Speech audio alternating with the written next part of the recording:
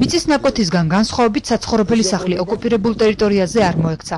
კნოლევში მცხოვრები 52 წლის ედემ კობერიძე სოფლის ერთადერთი მაცხოვრებელია, რომელიც ყოველდღიურად რუსი და ოსი ჯარისკაცების მხილველი ხდება, რადგან ის ეგრეთ წოდებულ საზღვართან სრულიად მარტო, სულ რამდენიმე მეტრის მოშორებით ცხოვრობს.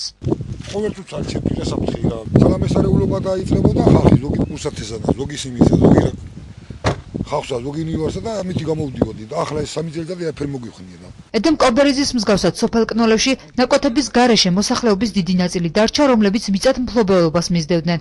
ჰექტრობით ფართობები 2008 წლის აგვისტოს ომის შემდეგ ოკუპირებულ ზონაში მოექცა. ვერავდივარ შიშთა. ვეღარაფერს ვამუშავებთ.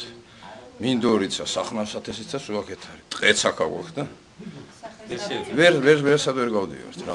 უკონდა ხორბალი, სიმინდი, ლობიოი. ეხლა აღარაფერიც არ იმის. შემოსავლის გარეშე დარჩენილი მოსახლეობა ხელისუფლებას ყურადღებას თხოვს. თვითონ როგორც მიაჩნიათ, თავად საზღვარი, არაფერი მათ საზღვარი არ არის. ეს არის ჩვენი საქართველოს ტერიტორია, რომელსაც თვითონ ითვისებენ, თვითონ თავადი არის და ვერ მიყვარს იქ ვერაფერი. მთელი სოფლის სახელით.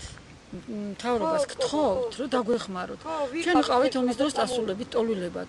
თუ კი ტოლვილობის დროს დაგვაბრუნეს ჩვენ სოფელში უკან პატრონებდნენ, რატომ არ პატრონობენ? და თუ კი პატრონობა არ უნდა და თუ ეპატრონებენ, რატომ დაგვაბრუნეს? ადგილობრივი ხელისუფლების ინფორმაციით, ამ ეტაპზე რაიმე კონკრეტული პროგრამა საზღვრისპირა სოფლებში არ მოქმედებს. მოსახლეობის გარკვეული ნაწილი სოციალურ შემწეობაზეა დამოკიდებული, რაც მათივე განმარტებით არსებობისთვის მინიმალურია. რაც შეეხება საფრთხეს, კნოლევში ქართული პოლიცია საგანგებო რეჟიმში პატრულირებს. მოსახლეობა კი ამბობს, რომ მიუხედავად ამისა, ოსი ბანდფორმირებების მხრიდან უსიამოვნო შემთხვევები ხშირად ფიქსირდება. მოსავლის გარეშე და ყოველდღიურად შესაძლო საფრთხის წინაშე დარჩენილი მოსახლეობა ცხოვრებას ხელისუფლებისგან დახმარების მოლოდინში განაგრძობს.